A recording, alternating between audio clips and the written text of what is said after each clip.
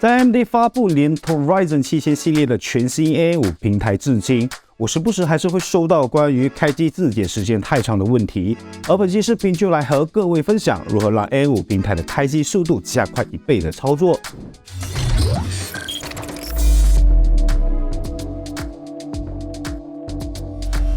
在和各位分享如何操作之前，先来和各位科普是什么情况导致这类开机过慢的问题。而核心问题就是来自于机体内存。当你保持默认不开启任何 Export 或 SMP 模式时，基本上你的开机速度都是正常没问题的。而一旦你打开了 Export 或 SMP， 这时候开机的过程就会变得很缓慢。当然，这边还是要和各位说一下，并不是100%一定会有开机过慢的问题。这问题涉及到主板机体内存的选择，以及你的机体内存的参数设定等。只不过大概率很容易遇到，而且一旦有这个问题，就是100%能够复现，不存在概率性产生。因此，这个问题确实会困扰不少人。虽然不打开 Export 或 SMP 模式就不会出现这类问题，但默认的机体内存性能确实还是存在明显的差异。而且，即便想要通过自己手动设定参数，打算绕过 Export 或 SMP， 也还是大概率会出现相同的问题。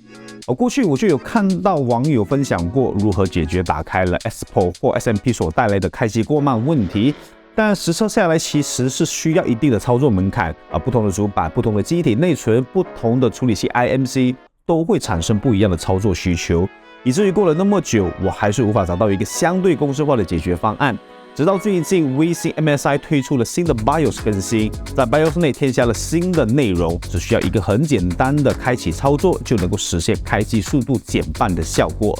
而刚好我手上就有微星的 B650M 的排气泡主板，因此这一次就来看看是如何实现的吧。首先，我们通过常规方式进入到 BIOS， 如果进入到 BIOS 显示的是这类界面，先按下 F7 进入到进阶模式界面。接着进入到 OC 区域，先确认机体内存是否已经打开 Export 或 SMP 模式，然后在里头往下移动，可以看到这个 Memory Context Restore 的选项。默认出厂设置为 Auto， 我们需要在这里切换成 Enable 即为打开，最后按下 F10 确认保存重启即可。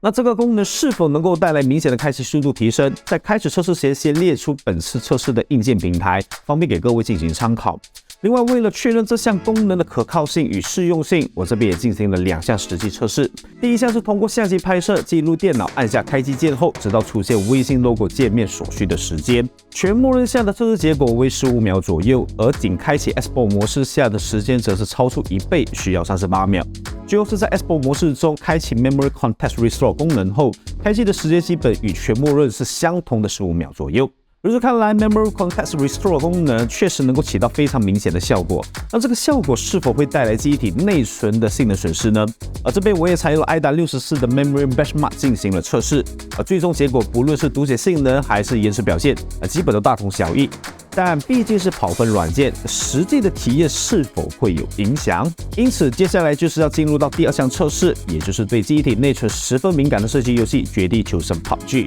测试为 2K1440P 分辨率3级次画质设定进行测试。在回放一场游戏实战中，可以发现，不论是否开启 Memory Context Restore 功能，其表现基本上还是在相同的水平。从最终的测试结果来看，微星的 Memory Context Restore 功能就是针对你的机体内存来进行匹配的参数优化，进而达到不影响性能的同时，实现开机速度翻倍的操作，并不是以牺牲性能换来的表现。另外，我相信也会有不少人会有一些进阶疑问，而这边我也尝试性的预判并给予我的看法。问题一 ：Memory Context Restore 功能是否存在挑剔机体内存的可能性？关于这一点，我个人没办法给出最肯定的答复。但以我手上这对金百达的机体内存，并没有在 B650 排气泡的支持列表中，但也能够稳定的完美兼容。加上向来微星对于机体内存的兼容与稳定性，比起其他友商也更为积极与领先的情况，我相信绝大多数机体内存都是适用的。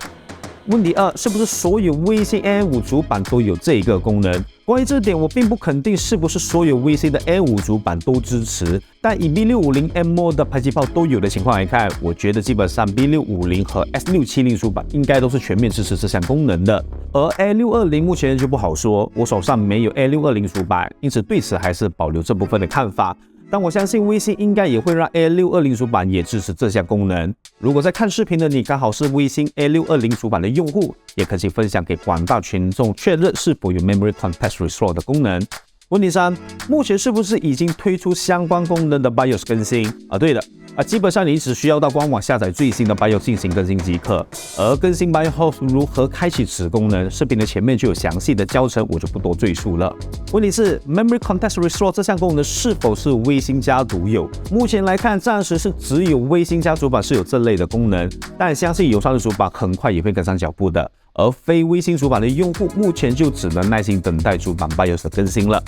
问题5，未来 AMD 是否会将类似的功能打包进自家的 Akisa 里头？这部分得看 AMD 是否会积极去处理。但这个问题其实困扰了许多用户已久，直到过了近半年，还是主板厂家率先推出针对性的功能优化。我个人对此还是比较不那么乐观的，至少我觉得或许得等到 AMD 下一代的处理器发布后，才真的会从底层解决这个问题。OK， 这一次就给各位简单的分享如何快速的解决 A55 主板开机过慢的问题。如果你是微星 A5 主板用户，那么就赶紧去下载最新的 BIOS 进行更新吧。虽然目前仅有微星主板用户能够享有这个功能，但我相信应该过不久，各大厂家都会推出相对应类似的功能。当然，如果 AMD 能够从底层解决是最好不过的了。希望 AMD 接下来继续加把劲，把更多关系到用户体验的问题给一一解决，提供更良好的体验感受。